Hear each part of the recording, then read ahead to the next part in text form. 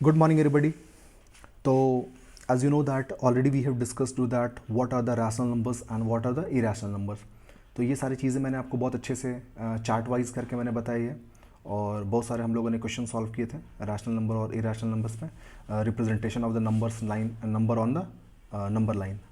Okay, now देखो, तो कोई भी अगर एक रैशनल नंबर और कोई भी एक इरेशनल नंबर, तो इरेशनल नंबर के बारे में मैंने क्या बताया था कि कोई भी एक नंबर जो कि एक परफेक्ट स्क्वायर नहीं होता है और उसका अगर आप स्क्वायर रूट लेते हो या क्यूब रूट लेते हो तो that is the irrational number. Okay, तो रैशनल नंबर और इरेशनल नंबर जो है, रैशनल नंबर और इरेशनल नंबर जो है वो कंबाइंड होकर के जो नंबर बनते हैं that is called the real number.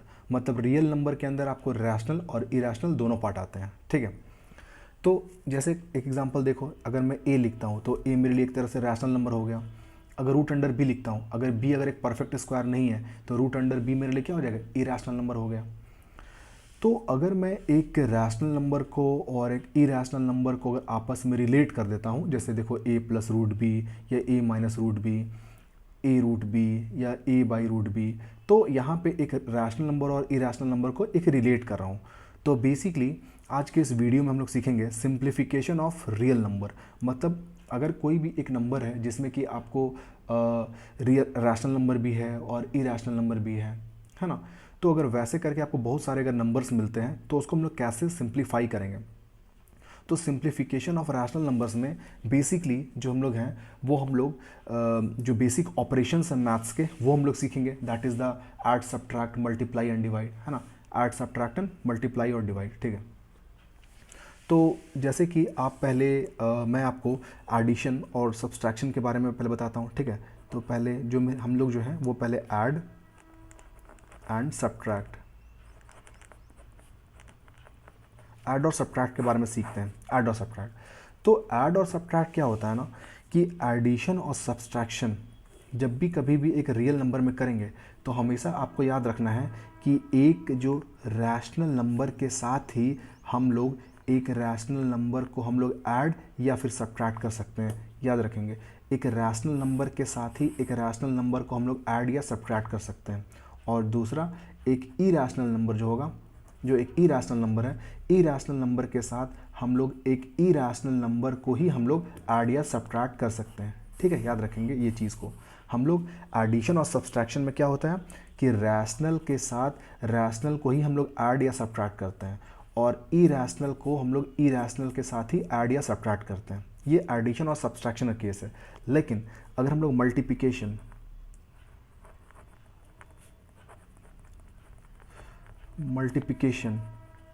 And division लेते हैं, डिवीज़न, अगर हम लोग मल्टीप्लिकेशन और डिवीज़न लेते हैं तो इस केस में मल्टीप्लाई और डिवाइड जो है वो कोई भी एक रैशनल नंबर को कोई भी हम लोग एक इरेशनल नंबर के साथ में, है ना, या कोई भी एक रैशनल को एक रैशनल के साथ में, ठीक है, या कोई भी एक इरेशनल नंबर को इरेशनल नंबर के साथ हम लोग जो हैं वो बिल्कुल भी मल्टीप्लाई या फिर डिवाइड, मल्टीप्लाई या फिर डिवाइड, मल्टीप्लाई या फिर डिवाइड, मतलब कोई भी हम लोग डिवीज़न और मल्टीप्लिकेशन के केस में हम लोग रैशनल नंबर को इरेशनल नंबर के साथ मल्टीप्लाई डिवाइड कर सकते हैं, रैशनल नंबर को रैशनल नंबर के साथ मल्टीप्लाई डिवाइड कर सकते हैं और इरेशनल नंबर को इरेशनल नंबर के साथ मल्टीप्लाई या डिवाइड कर सकते हैं. तो मल्टीप्लिकेशन में किसी के साथ भी करो कोई दिक्कत नहीं है, लेकिन एडिशन और सब्सट्रैक्शन जो होता है वो हमेशा लाइट टर्म के बीच में. ये याद करो, आप क्लास 7th में आपको बताया गया है कि हमेशा लाइट टर्म को हम लोग ऐड या सब्ट्रैक्ट करते हैं, है ना. तो बिल्कुल वही कंसेप्ट है यहाँ पे कि रैशनल को रैशनल के साथ ऐड सब्ट्रैक्ट और इरेशनल को इरेशनल के साथ हम लोग ऐड या सब्ट्रैक्ट कर सकते हैं. ठीक है, तो पहले कुछ सिंपल सिंप्लीफिकेशन देख लेते हैं. जैसे सपोज करो कि मेरे पास यहाँ पे एक अगर नंबर दिया हुआ है 2√3 और -5√2. मेरे पास यहाँ पे एक नंबर है, ये जो है एक कम्बिनेशन में एक नंबर है. ठीक है, अब अगर मेरे को सपोज करो कि इसको ऐड करना है एक दूसरे नंबर के साथ में, एक √3 है और प्लस यहाँ पे 2√2 है, 2√2 है. तो यहाँ पे देखोगे कि सबसे पहले हम लोग क्या करेंगे, इसको एडिशन फॉर्मेट में लिखते हैं. तो इसको हम लिखेंगे 2√3 -5√2, ठीक है, और फिर प्लस यहाँ पे √3 और प्लस 2√2, ये लिखा हमने. अब देखो कि यहाँ पे ये √3 है और यहाँ पे ये √3 है, इसका मतलब ये वाला जो टर्म है और ये जो टर्म है ये बिल्कुल भी लाइक टर्म है, तो 2√3 और √3 ये मिलके हो जाएंगे 3√3, 3√3। ठीक है, अभी 3√3 कैसे हुआ वो भी थोड़ा समझ लेते हैं हम लोग साइड में। देखो, अगर ये 2√3 और अगर √3 को हम लोग ऐड करते हैं, ठीक है, तो ऐड कैसे करते हैं, इन दोनों टर्म में, ये दोनों टर्म में देखोगे √3 कॉमन है, तो √3 को अगर आप बाहर निकाल दोगे तो क्या बचेगा, 2+1, और 2+1 क्या हो जाएगा 3, तो क्या मिल जाएगा टोटल 3√3, है ना। तो ये बेसिक कंसेप्ट होता है कि जब लाइक टर्म को जोड़ रहे हैं 2√3 और √3 तो कितना आ जाएगा 3√3। सपोज करो कि यहाँ √3 की जगह अगर x होता, अगर x होता, तो अगर ये नंबर ऐसा होता, अगर ये 2x प्लस अगर x होता तो आप इसको 3x बिल्कुल लिखते ना, बस वही है, बस यहाँ पे x के जगह पे क्या यूज़ किया जा रहा है, √3 और √3, कोई फ़र्क नहीं पड़ता है। वैसे यहाँ पे देखो, अगर 5√2 है और 2√2 है, तो यहाँ पे देख सकते हो कि ये दोनों टर्म जो है ये बिल्कुल भी लाइक टर्म है, तो यानी कि ये लाइक टर्म है, तो -5√2 में अगर 2√2 को ऐड करेंगे तो -3√2 आएगा, 3√2। आप चाहो तो उसको आंसर यहीं छोड़ सकते हो, या इसको मैं थोड़ा और सिंप्लीफाई कर सकते हैं कि इन दोनों टर्म में देखोगे 3 जो है, रूट के बाहर जो है 3 है, दोनों में कॉमन है, तो हम लोग यहाँ से 3 को बाहर निकाल सकते हैं और इसको हम लोग लिखेंगे √3 - √2। ये क्वेश्चन हम लोगों ने बनाया, ठीक है। एक थोड़ा दूसरा क्वेश्चन देख लेते हैं, ठीक है। अगर सपोज करो कि यहाँ पे 5 + 3√15 है, 5 + 3√15 है, एंड -2 - 7√15 है, ठीक है, ये टर्म है। तो अब अगर इसको मेरे को ऐड करना है तो हम लोग लिखेंगे यहाँ पे 5 + 3√15 -2 और -7√15, ठीक है। तो जब इसको हम लोग सॉल्व करना चाहेंगे तो यहाँ पे आप देखोगे कि यहाँ पे ये जो नंबर है और ये नंबर ये बिल्कुल लाइक टर्म है, क्योंकि इसके अंदर में कोई भी रूट नहीं है और यहाँ भी कोई रूट नहीं है, तो ये सिंपल होल नंबर के फॉर्मेट में है, मतलब ये दोनों अभी एक जैसे टर्म हो गए, लाइक टर्म। तो इनको अगर हम सॉल्व करेंगे तो 5 और -2 ये कितना हो जाएगा 3, ठीक है। अब यहाँ पे देखोगे कि ये वाला टर्म में यहाँ पे √15 लगा हुआ है, और यहाँ पे भी सॉरी यहाँ पे √15 होगा, तो यहाँ पे देख सकते हो कि ये जो टर्म है यहाँ पे √15 लगा हुआ है। इसका मतलब ये दोनों टर्म अभी एक जैसे हो गए, √15 वाला टर्म √15 वाला टर्म ये साथ है ना। तो अगर +3√15 है और -7√15 है, तो इन दोनों को सॉल्व करेंगे तो 3 - 7 तो कितना आ जाएगा -4, तो ये हो जाएगा मेरे लिए -4√15। तो यहाँ पे आप देख रहे हो कि हमेशा जो लाइक वाला टर्म है उसको लाइक वाले टर्म के साथ हम लोग ऐड सब्ट्रैक्ट कर रहे हैं।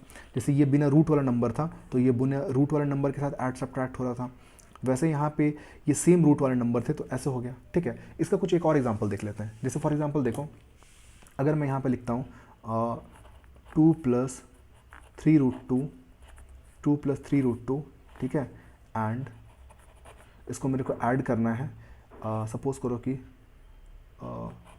√2 + √3 के साथ में, ये इसको मेरे को ऐड करना है, ठीक है।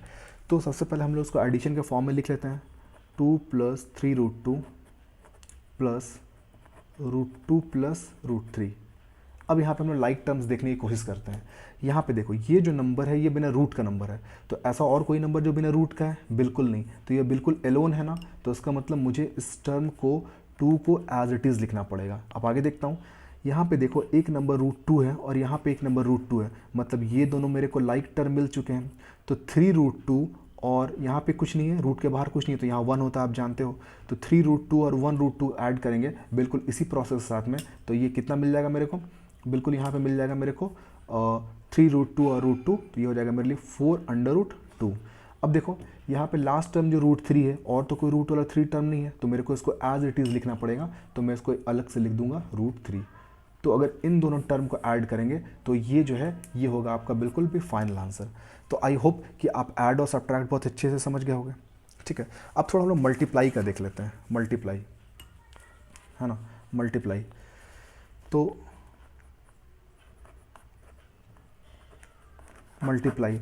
मल्टीप्लाई मैंने आपको बताया था कि कोई भी नंबर चाहे वो रैशनल हो तो रैशनल को रैशनल से, रैशनल को इरैशनल से, रैशनल को किसी भी नंबर से हम लोग मल्टीप्लाई कर सकते हैं, ठीक है। तो बेसिक पहले हम लोग देख लेते हैं, ठीक है। जैसे फॉर एग्जांपल अगर मेरे पास यहाँ पे 2√3 है, 2√3, ठीक है, और इस नंबर को मेरे को मल्टीप्लाई करना है 4√5 के साथ में, 4√5 के साथ में, तो मल्टीप्लिकेशन का रूल क्या होता है वो अच्छे से समझ लो। मल्टीप्लिकेशन का क्या रूल है उसको अच्छे से हम लोग समझ लेते हैं। मल्टीप्लिकेशन का रूल क्या होता है, रूट के बाहर का नंबर, जैसे कि यहाँ पे देखो मैं लिखता हूँ, जैसे यहाँ पे एग्जांपल लिखता हूँ, अगर ए रूट बी है इंटू सी रूट डी है, सी रूट डी है, तो रूट का मल्टीप्लाई में क्या होता है ना कि रूट के बाहर का नंबर रूट के बाहर के नंबर के साथ मल्टीप्लाई होगा और रूट के अंदर का नंबर रूट के अंदर के नंबर के साथ मल्टीप्लाई होगा। मतलब इनको अगर हम सॉल्व करेंगे तो ये हम लिख सकते हैं, ये ए बी और ये अंडर रूट बी डी। देखो रूट के बाहर के नंबर रूट के बाहर के नंबर के साथ मल्टीप्लाई और रूट के अंदर का नंबर रूट के अंदर के नंबर के साथ मल्टीप्लाई। ठीक है, तो जब इसको हम लोग मल्टीप्लाई करना चाहेंगे तो अब देखो रूट के बाहर कौन है, 2 और 5 है, 2 और 4 है, तो 4 2 हो जाएगा 8 और ये रूट के अंदर में 3 इंटू 5 हो जाएगा 15, तो ये आ गया 8 रूट 15। तो यही तरीका होता है मल्टीप्लाई का कि रूट के बाहर का नंबर रूट के बाहर के साथ और रूट के अंदर का नंबर रूट के अंदर के साथ। ठीक है, अब जैसे कुछ इसके थोड़े हम लोग कुछ बड़े एग्जाम्पल्स ले लेते हैं, है ना। मैं एक दो एग्जाम्पल थोड़ा बुक से भी देख लेता हूँ क्या क्वेश्चन है। जैसे सपोज़ करो कि मेरे पास एक नंबर है, क्वेश्चन लिख रहा हूँ, 4 + 2 रूट 2, ठीक है, इसको मेरे को मल्टीप्लाई करना है 3 - 4 रूट 3 के साथ में।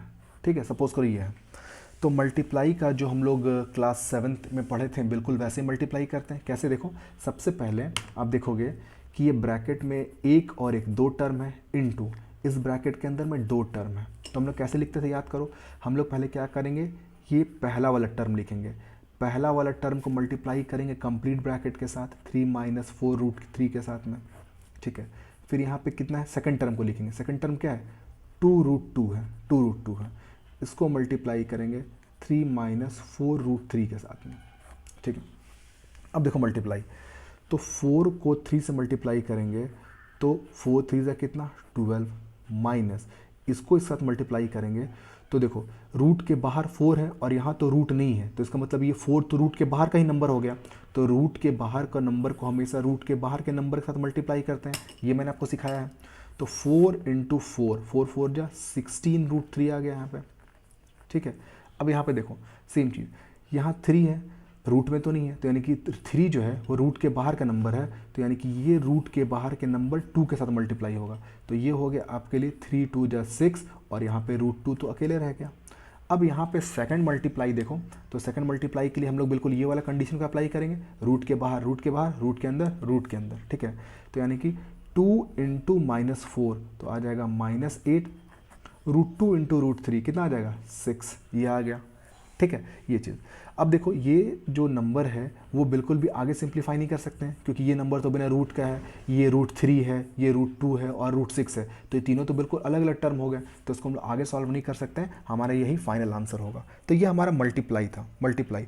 तो मल्टीप्लाई के ये जो टाइप मैंने बताया ये बिल्कुल बहुत सिंप्लीफाई है, सिंपल है। ठीक है, कुछ डिवीज़न देख लेते हैं। ठीक है, जैसे सपोज करो डिवीज़न को कुछ बता देता हूँ क्वेश्चन। डिवीज़न देखो, जैसे फॉर एग्जांपल अगर मेरे पास यहाँ पे 16 रूट 6 है और इसको मेरे को डिवाइड करना है सपोज़ करो कि 4 रूट 2 से, 4 रूट 2 के साथ में, तो हम लोग डिवाइड कैसे करेंगे, पहले डिवीज़न फॉर्म में लिखेंगे इसको, तो 16/6 डिवाइडेड बाय 4/√2। ठीक है, अब हम लोग इसको क्या करते हैं, एक लाइन सिंप्लीफाई से लिखेंगे, ये 16/4 लिखते हैं और जब दोनों स्क्वायर रूट में है ना तो उसको हम लोग एक कॉमन रूट डाल देते हैं 6/2। ये हम लोग ऑलरेडी लॉ ऑफ एक्सपोनेंट पढ़े थे कि अगर ऊपर अगर मान लो a का पावर अगर 2 है और b का पावर अगर 2 है तो हम लोग ab whole to the power 2 लिख सकते हैं। तो इसका मतलब ये 6√6 है और ये √2 है, मतलब 6 का पावर 1/2, 2 का पावर भी 1/2, तो इसका मतलब अंडर रूट में एक ऐसे लिख सकते हैं, कोई दिक्कत नहीं है। ठीक है, अब इसको सिंप्लीफाई करना है तो 4 1 जा 4, 4 4 जा 16 और ये कटेगा 1 बार में, ये कटेगा 3 बार में, तो फाइनली आपको क्या मिलेगा, ऊपर में न्यूमरेटर में 4 बाई नीचे 1 मिलेगा और यहाँ पे √3/1, तो उसको आप नीचे 1 लिखो ना लिखो कोई दिक्कत नहीं है, तो ये सिंपल इसको आप 4√3 आप आंसर लिख सकते हो, यही आपके लिए आंसर है। ठीक है ना, तो लाइक वाइज वैसे करके आप और भी डिवीज़न कर सकते हो। जैसे यहाँ पे एक क्वेश्चन और हम लोग देख लेते हैं, जैसे सपोज करो कि ये 18√121 है। ठीक है, इसको मेरे को डिवाइड करना है 6√7 के साथ में, 6√7 के साथ। बहुत सिंपल है, हम लोग लिखेंगे पहले 18/√21 डिवाइडेड बाई 6/√7। तो इसको हम लोग लिख सकते हैं 18/6 और ये कॉमन अंडर रूट के अंदर में 21/7। तो इसको अगर कट करना चाहेंगे 6 1 6, 6 3 18, 7 1 7, 7 3 21। तो ये नंबर मेरे को मिल चुका है 3/√3। तो ये हमारा फाइनल आंसर हो गया। तो लाइक वाइज आप ऐड, सब्ट्रैक्ट और मल्टीप्लाई के जो क्वेश्चन है बहुत ईजिली सॉल्व कर सकते हो। Thank you very much.